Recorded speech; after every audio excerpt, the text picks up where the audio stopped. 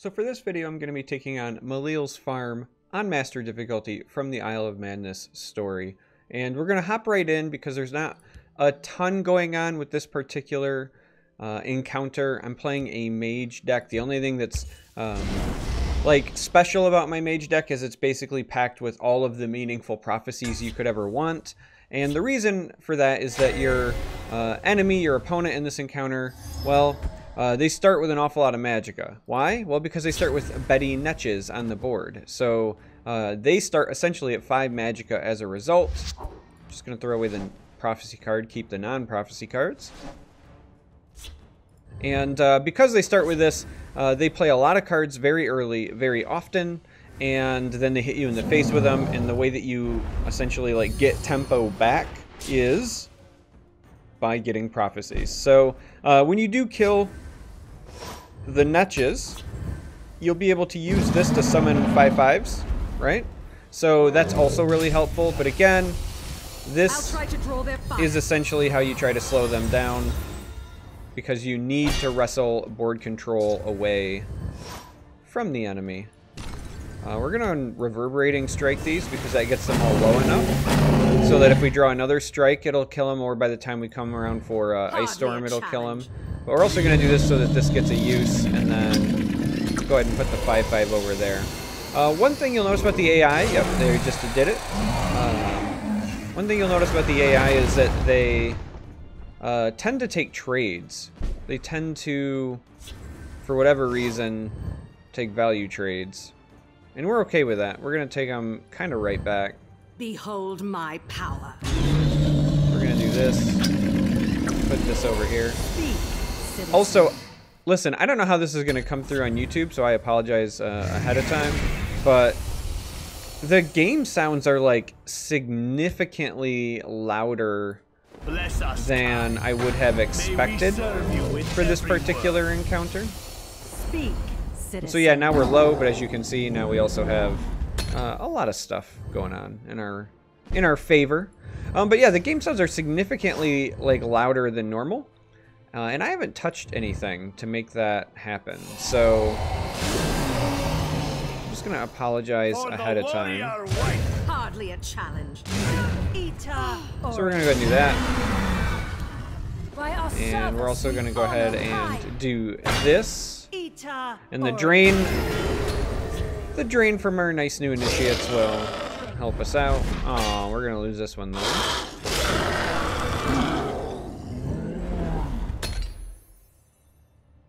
Little bit of a bummer. But as you can see, now we've kind of stabilized. And we're essentially caught up. A little distraction might prove useful. And even now. Can't escape. I'm not gonna hit him quite yet. Don't want to give him more cards. We're just still getting control of the board before we turn up the heat.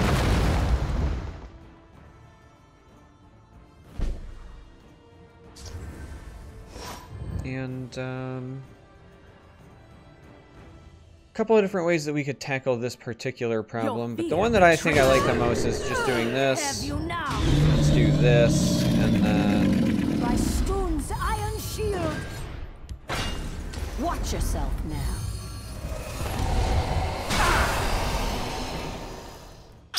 Let's do this. Yeah, all these game sounds are really loud, so again, I'm going to apologize ahead of time because I have to imagine they're going to be the same on YouTube, but I have done nothing, I assure you, to make any changes to my game noises. Let none defile our temple. We're just going to do this for now. We'll give them 1 rune. Naturally, the one time I do it, we had a prophecy, but thankfully the AI is dumb and puts it over here. There's only a small number of prophecies in the enemy deck. There is the Frostbite Spider. There's also Moonlight Werebat. There's not a lot of them, but they are still something that you will want to keep an eye on. Well, there's not a lot that I can do about this, and the breakthrough makes this not feel like the best play.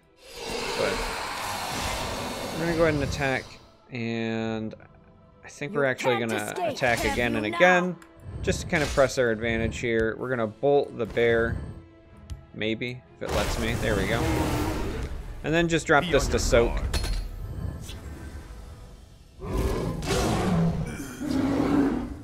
Slow it down a smidge.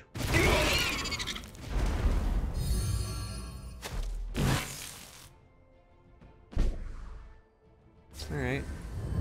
It's moderately annoying.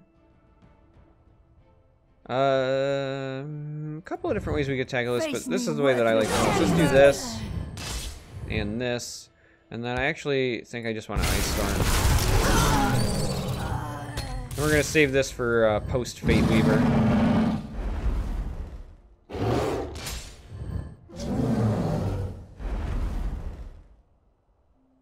And this, barring a prophecy, should be it. So we can go ahead and we can play the Fate Weaver.